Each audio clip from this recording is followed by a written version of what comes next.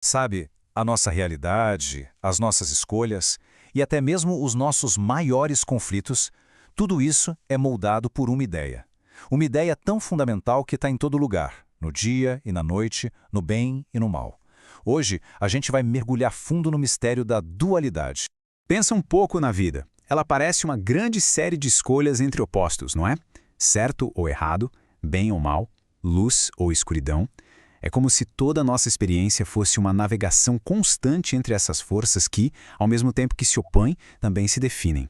E é exatamente aqui que a nossa exploração começa a ficar interessante. E se essa separação toda que a gente percebe for só uma parte da história? E se a verdadeira sabedoria não for sobre escolher um lado, mas sim sobre entender a conexão profunda que existe entre eles? Vamos investigar isso. Ok, para começar, vamos entender melhor esse mundo dos opostos. A gente precisa sacar o que exatamente é a dualidade e como ela funciona como se fosse o alicerce da nossa percepção, a própria estrutura sobre a qual a nossa realidade é construída. Bom, a definição formal diz que a dualidade é essa propriedade de tudo que é duplo.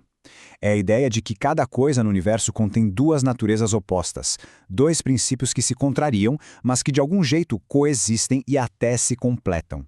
E essa estrutura, ela está em todo lugar. Olha só, o dia define a noite, o masculino define o feminino, a luz define a escuridão. São pares que não dá para separar, um simplesmente não existe sem o outro. Força e matéria, quente e frio, é como se fosse a dança fundamental da nossa existência. E, logicamente, o conceito da dualidade é representado pelo número 2. Ele é o símbolo da separação, da diferença, do antagonismo, da quebra da unidade. E essa perspectiva histórica aqui é fascinante. Em algumas tradições bem antigas, o número 2 era visto com uma certa desconfiança, quase como algo, entre aspas, diabólico. Uma força que vinha para quebrar a perfeição do da unidade original. Uma visão bem dramática, né? Só que hoje, essa associação do número 2 com algo puramente negativo é vista como uma ideia meio simplista, até ingênua. O nosso entendimento moderno convida a gente a olhar para além dessa oposição e a enxergar que existe uma necessidade muito mais profunda por trás desse contraste todo. Então, a pergunta é, se a dualidade não é algo inerentemente ruim, qual é o propósito dela? É isso que a gente vai explorar agora.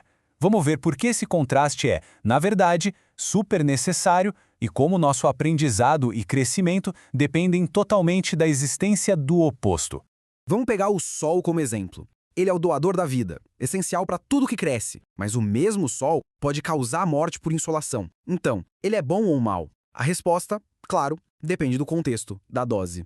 A mesma coisa acontece com a água. Ela mata a sede e a base da vida, mas ela também pode matar por afogamento. Isso mostra de um jeito brilhante como esses conceitos de bom e mal são relativos e não absolutos. E isso tudo nos leva a uma pergunta fundamental. Será que esse pensamento polarizado, essa divisão tão rígida entre bom e mal, realmente nos ajuda a entender o mundo? A realidade parece ser muito, mas muito mais complexa e cheia de nuances do que isso. E aqui a gente chega num ponto crucial. Apesar da dualidade ser necessária para a gente aprender, ela também esconde uma armadilha psicológica bem perigosa. Vamos dar uma olhada na armadilha da divisão, uma na qual a gente cai com uma frequência assustadora. Funciona mais ou menos assim, passo a passo. Primeiro, a mente quebra a realidade em opostos, isso contra aquilo. Logo depois, a gente se identifica com um desses lados, e quase que automaticamente a gente começa a rejeitar e até a desprezar o outro lado. O resultado, a gente se torna unilateral, com uma compreensão bem limitada da vida.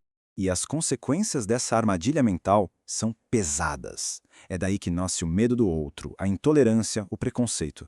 Em grande escala, isso leva a conflitos e até guerras.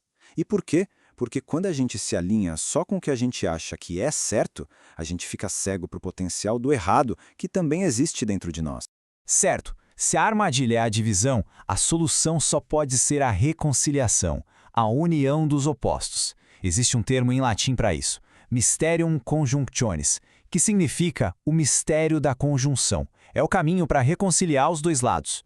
O filósofo Philon expressou isso de uma forma perfeita. O ser humano não é uma coisa ou outra. A gente é os dois. a parte celestial e a parte terrena. O verdadeiro desafio não é escolher uma e negar a outra, mas sim encontrar a harmonia entre as duas. E se o número 2 representa o conflito da dualidade, a solução simbólica a gente encontra no número 3. Ele não é só mais um número, ele representa uma nova dimensão, uma que transcende e resolve essa oposição toda.